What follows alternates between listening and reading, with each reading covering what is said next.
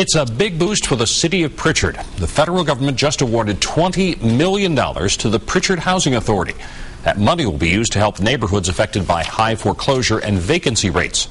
The housing authority will buy and renovate 50 homes, knock down 300 abandoned properties, and redevelop sites for rental or home sites. Competition for those grants was fierce. Pritchard was one of only 60 cities to get a $20 million grant. The city of Mobile is ready to do a little spring cleaning as well. One of the ways it's doing that is through the dilapidated structure program. Fox 10 News reporter Cherish Lombard shows you how it works. City of Mobile officials have named around 150 houses and commercial properties dilapidated.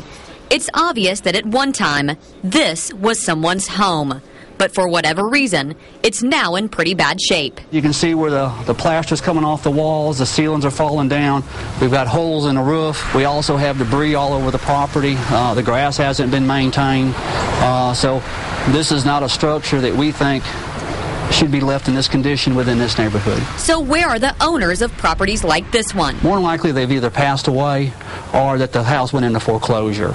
And a lot of times we don't know that. Let's say you're the owner of this property and you moved to New Orleans and you passed away in New Orleans, we'd have no way of knowing here. For the past few months, city officials have been trying extra hard to get something done about the dilapidated structures in Mobile. Not only are they eyesores, but many of them are just blocks away from schools and parks. The house is actually open to the public, which means vagrants, prostitution, drugs. The city of Mobile has a team that scouts out damaged structures.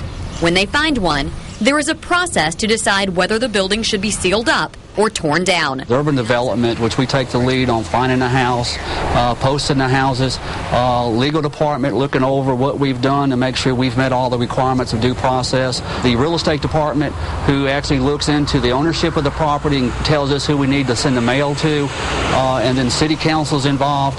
It's a very long, drawn-out process just to make sure that we don't tear down someone's house without them knowing. The city is trying to salvage houses in historic areas rather than tear them down. Once the urban development team finds a building in ruins, the city cannot touch it for 45 days. They say that should give anyone with a vested interest in the property time to claim it and to fix it. Our house does not have to be in this condition and left alone. The city of Mobile can do things about it, and that's what we're here for. Reporting in Mobile, Cherish Lombard, Fox 10 News.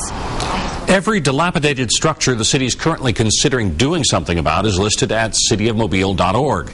If you have any information about the owners of a dilapidated structure, you can send a message, you can call 311, and officials will investigate.